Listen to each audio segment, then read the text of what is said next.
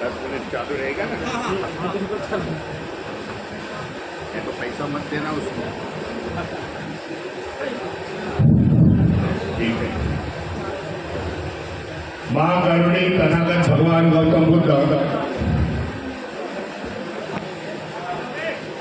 विश्व रत्न बोधिसत्व संविधानकार डॉक्टर बाबा साहेब अम्बेडकर, सम्राटों के सम्राट, जिन्होंने बौद्ध धर्म पूरा एशिया तक उसका धम्म का प्रचार किया।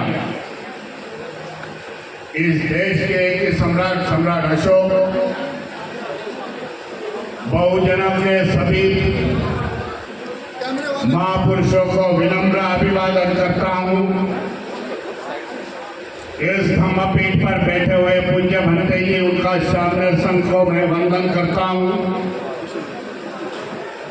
समय के कारण भारतीय बौद्ध महासभा के सभी पदाधिकारी पूरे उत्तर प्रदेश के आए हुए हैं। उपासक उपासिका और भाई और बहनों,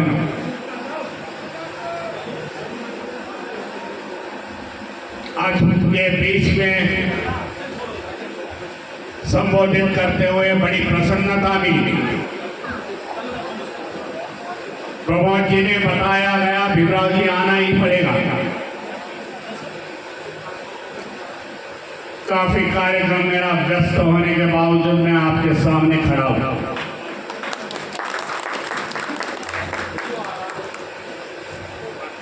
प्रयास रहा है मेरा, मैं उत्तर प्रदेश में तो बौद्ध धर्म का प्रसार और प्रसार हुए, जो भूमि पवित्र भूमि है। बेटा इधर लगा ले, पीछे लगा ले, यहाँ पीछे लगा ले, उस साइड लगा लो, उस साइड चले जाओ। ठीक है भाई, उस साइड चले जाओ, यहाँ इधर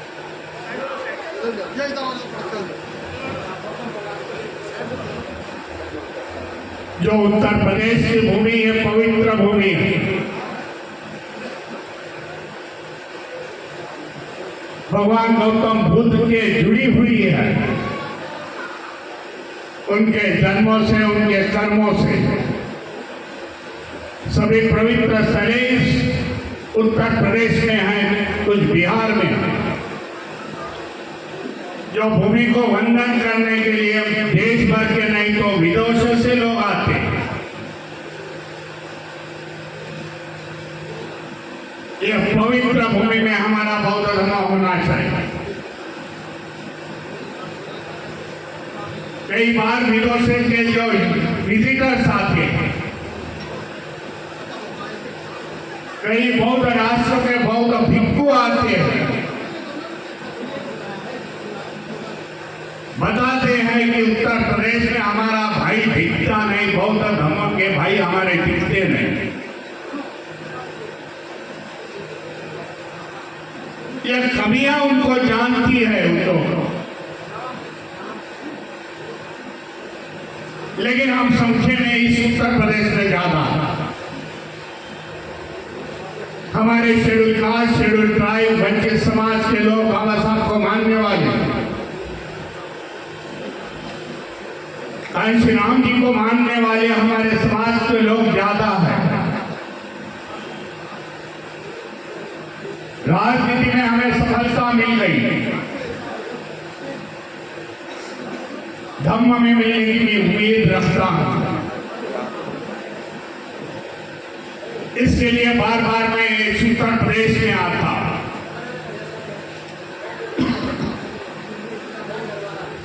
काफी बड़ा प्रदेश है, मैं जानता हूं, महाराष्ट्र से डबल 75 जिले हैं उत्तर प्रदेश की। इसके लिए उत्तर प्रदेश के आज 4 भाग कर दिए हैं लोग। भारतीय बौद्ध महासभा 4 विभागों में आज काम कर रही है, क्योंकि एक संगठन इतना पूरा प्रदेश देख नहीं सकती। और विभाग होने के बाद मैं पिछली 2 महीने से मैं उत्तर प्रदेश में था।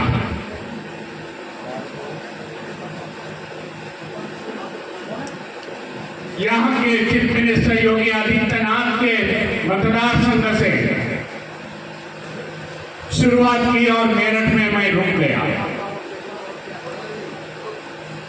भारतीय बौद्ध महासभा के अधिवेशन लिए, जिसकी शुरुआत गोरखपुर से की, पूरब से शुरुआत की, पश्चिम में रुक गया। बड़ी सफलता भी है। बुद्धिस्ट सोसाइटी ऑफ इंडिया के पदाधिकारी मेरे साथ थे, कोई सोशल मीडिया पर देखा होगा।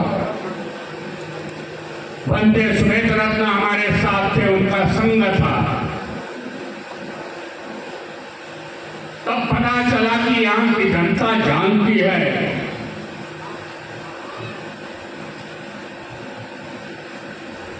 धम्म समझाना चाहती है, धम्म के राहों पर आ सकती है, क्योंकि इतने हजारों की भीड़ मैंने वहां देखी थी।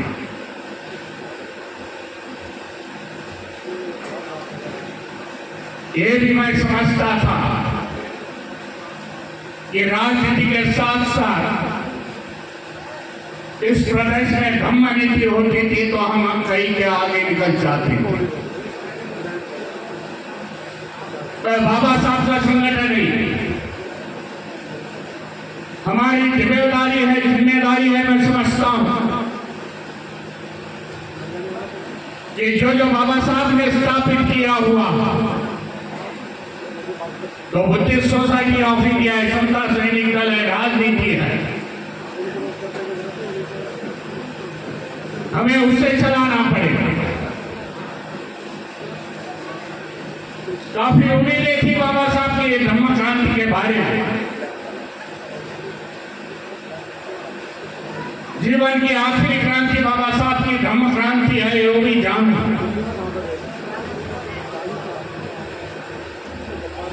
जो क्रांति के साथ बाबा साहब को उम्मीद थी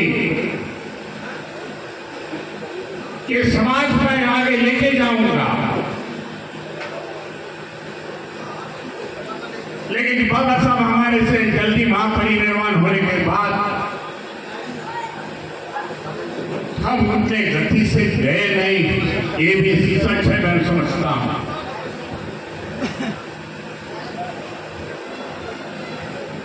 लेकिन आखिरी में बाबा साहब ने क्रांति का सर्कल कंप्लीट कर दिया। जो क्रांति का सर्कल कंप्लीट होने के बाद वो धम्म चक्र हो गया है, वही भी जानना। आज हमारी जो प्रगति हो रही है बाबा साहब के क्रांति के साथ हुई। बाबा साहब ने जो प्रोविजन किए हुए हैं, बाबा साहब ने जो संदेश दिया हुआ, जो समाज बाबा साहब के विचारों के साथ चला, जो समाज बाबा साहब ने दिया हुआ बौद्ध धम्म के साथ चला, उसकी आज प्रगति। मैं देखता हूं पूरे देश पर, मैं देखता हूं महाराष्ट्र में जो शेड्यूल कास्ट शेड्यूल ट्राइब के समाज बाबा साहब के धम्म क्रांति में आए हैं, वो आज पीछे है। ये देश की हालत है।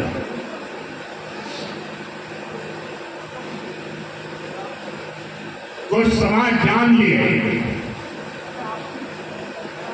भाई हम पीछे क्यों है, नहीं हमारे भाई आज आगे क्यों निकल गए, क्योंकि बाबा साहब की धम्म क्रांति जब शुरुआत हुई 14 अक्टूबर 1956 में नागपुर के दीक्षा भूमि में, उसी समय हमारी भी शुरुआत शून्य से शुरू हुई। 65 साल के बाद, 65 ईयर के बाद आज हम लोग इधर, ये बाबा साहब की देन है, ये भी सोच लो। और इसके लिए हमें बाबा साहब के संघर्ष को कुछ देना पड़ेगा।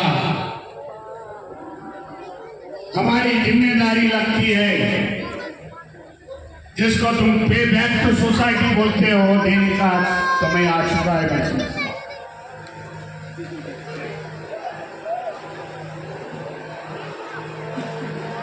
किसके लिए आज जो देश भर में कार्यक्रम होते जा रहे हैं बुद्धिस्ट सोसाइटी ऑफ इंडिया के, कई संस्था जुड़ी हुई है।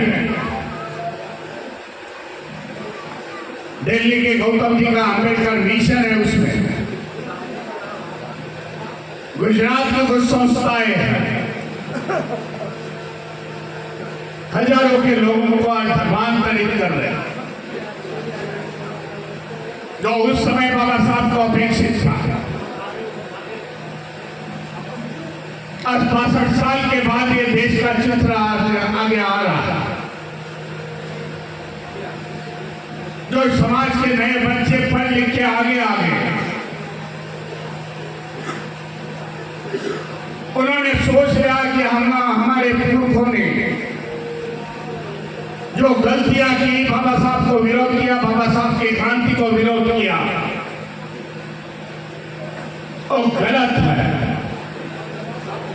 पढ़ने लिखने के बाद उन्हें पता चला कि हमें बाबा साहब के रास्ते से जाना पड़ेगा। पाखंडवाद अंधश्रद्धा से हमारा कोई उन्नति हो नहीं सकती। उसी चक्कर में हम घूमते रहेंगे, हमारी हजारों पीढ़ियां उसी चक्कर में घूमती रही। इस समझ के आने के बाद आज धर्मांतरित ज्यादा लोग हो रहे हैं। और मैं बधाई देना चाहता हूं उत्तर भारत हिंदी भाषी स्टेट में, हिंदी भाषी बोलने वाले स्टेट जो है उत्तर प्रदेश है, बिहार है। बीच में मैं राजस्थान में गया था, 1.5 महीने पहले की बात है। राजस्थान में बुद्धिस्ट सोसाइटी ऑफ इंडिया काम कर रही थी। 25,000 लोगों की गैदरिंग थी उस बुद्धिस्ट सोसाइटी ऑफ इंडिया के अधिवेशन में। अंबेडकर मिशन उसके साथ था। 10,000 हमारे सर्टिफिकेट वहां लोगों ने खुद के हाथों से भरे। बड़े आज हम लोग बहुत बन गए। इस तरीके का माहौल आज देश में। कई लोग बोलते हैं जनगणना होती नहीं। जो 2020 में जनगणना होनी चाहिए थी, जनगणना से माध्यम सेंसस बोलते हैं, जनगणना ये मराठी वर्ड है, मैं समझता हूं। इंग्लिश वर्ड उसको सेंसस कहते हैं। 4 साल होने के बावजूद होती नहीं। डर है सरकार का, इस व्यवस्था को डर है कि बौद्धों की संख्या करोड़ों में जाएगी। पिक्चर निकल के आएगा बौद्ध धम्म बढ़ रहा है, बाबा साहब की धम्म क्रांति बढ़ रही है। ये बाबा साहब की धम्म क्रांति हमारा समाज का बेस है, ये भी सोचो। जो संगठन केंद्र में और स्टेट में काम कर रहे हैं, राजनीति का संगठन में होगा। और संगठन काम करते समय उन्होंने धार्मिक बेस को अपना बेस बनाया। बाबा साहब की ये सोच थी कि आखिरी दिनों में देश में धम्म क्रांति करते समय लोग हमारे धम्म क्रांति से जुड़े, फिर सामाजिक क्रांति, राष्ट्रीय क्रांति हो जाए। लेकिन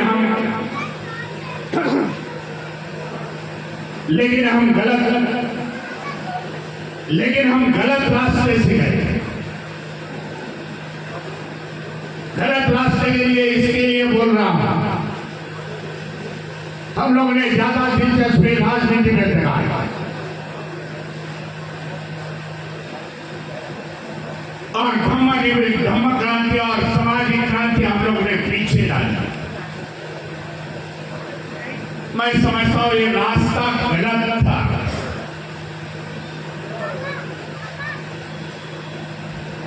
चुनाव चुनाव आते हैं, चुनाव जाते हैं।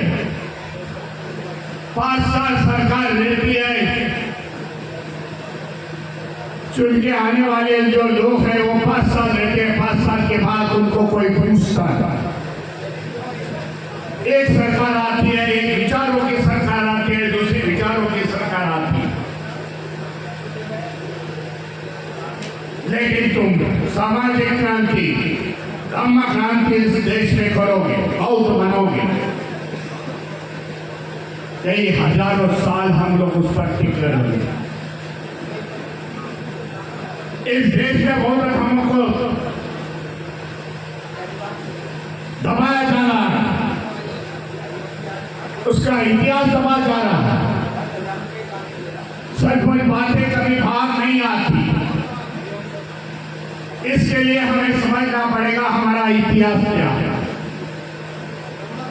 बौद्धों का इतिहास क्या है, कितना गौरवशाली है, हम कितने महान थे इस देश में।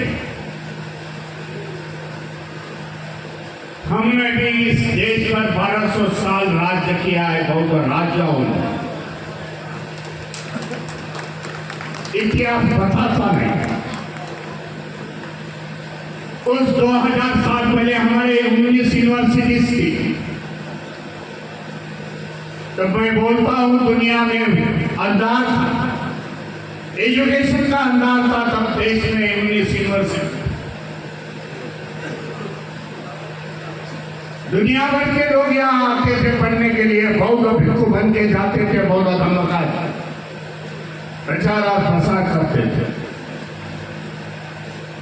आज भारतीय बौद्ध महासभा पूरे देश में जो हमारे केव्स, गुम्फा है, हमारे स्मारक है, हम खोज में लगे हैं। बुद्धिस्ट सोसाइटी ऑफ इंडिया की एक टीम, भाई जो अतिक्रमण हुआ है वो अतिक्रमण हटा दो। जो सम्राट अशोक ने 84 हजार विहारे पर निर्माण की थी, चैत्य माने थे, गुम्फाएं बांधी हुई थी, वह कहाँ है? हमारी सोच आज हम लोग ढूंढ रहे हैं, खोज रहे हैं। और थोड़े कई आने वाले सालों में हम लोग सरकार को आर्कियोलॉजिकल डिपार्टमेंट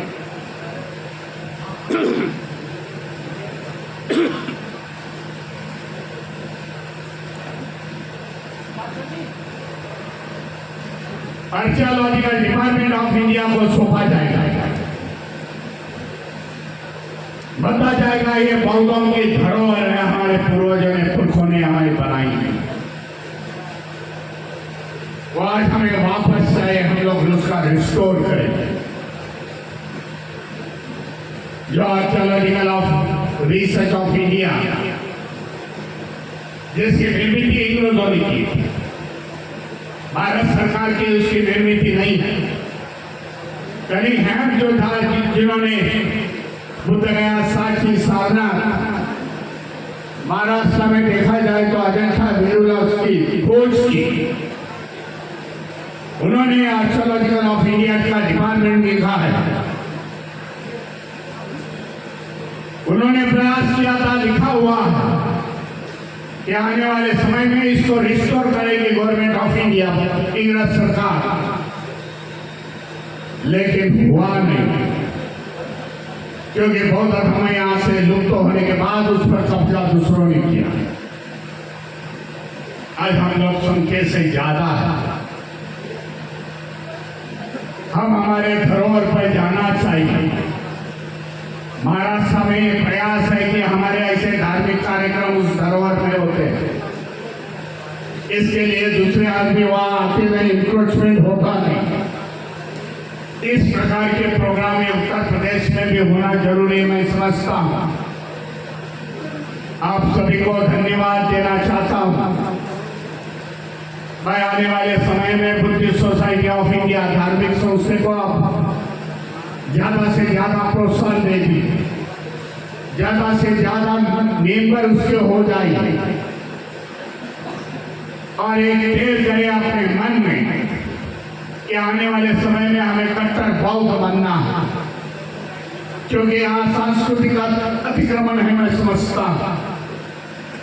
सांस्कृतिक अतिक्रमण में दूसरे धर्म का हमारे पर जो पकड़ा, उनका जो प्रभाव पड़ता है, उनके त्योहारों का, उनके चाल चलनों का, वह हमें दूर रहने के लिए हमें बौद्ध बनना पड़ेगा। 100% बौद्ध बनना पड़ेगा।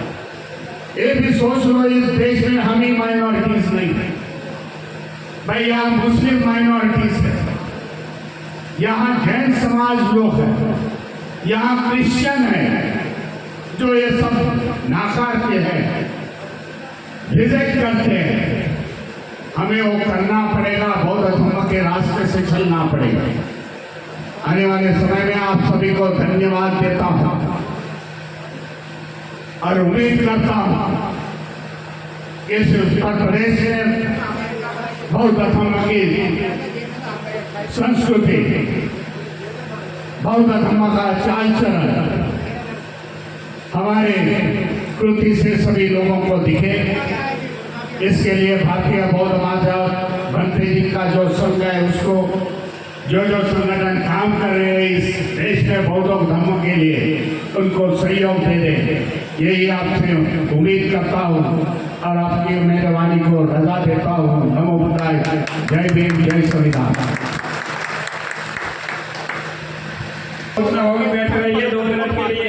आदरणीय आज की सभा के अध्यक्ष हैं, कार्यक्रम की समाप्ति की घोषणा करेंगे। उससे पहले ये 2 मालाएं हैं, 5,563 2 मालाएं हैं, जो कैप्टन प्रमोद कुमार गौतम जी, जो उनके परिवार की ओर से एक माला, और दूसरी माला जो महावीर सिंह जी हैं, उनके पिताजी हैं कैप्टन प्रमोद कुमार जी के कोषाध्यक्ष अशोकापुर बिहार के, और उनके भाई राजेश कुमार गौतम जी जो संगठन के प्रदेश के, उनके परिवार की ओर से आदरणीय भीमराव यशवंतराव अम्बेडकर साहब का स्वागत ये 2 मालाओं के लिए किया जा रहा है। मालाओं के द्वारा प्रमोद कुमार जी के परिवार के द्वारा किनका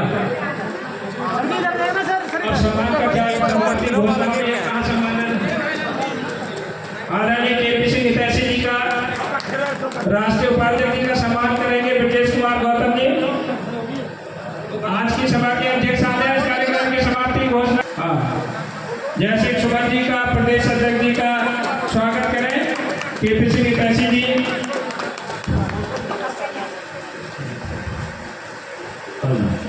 अरे कार्यक्रम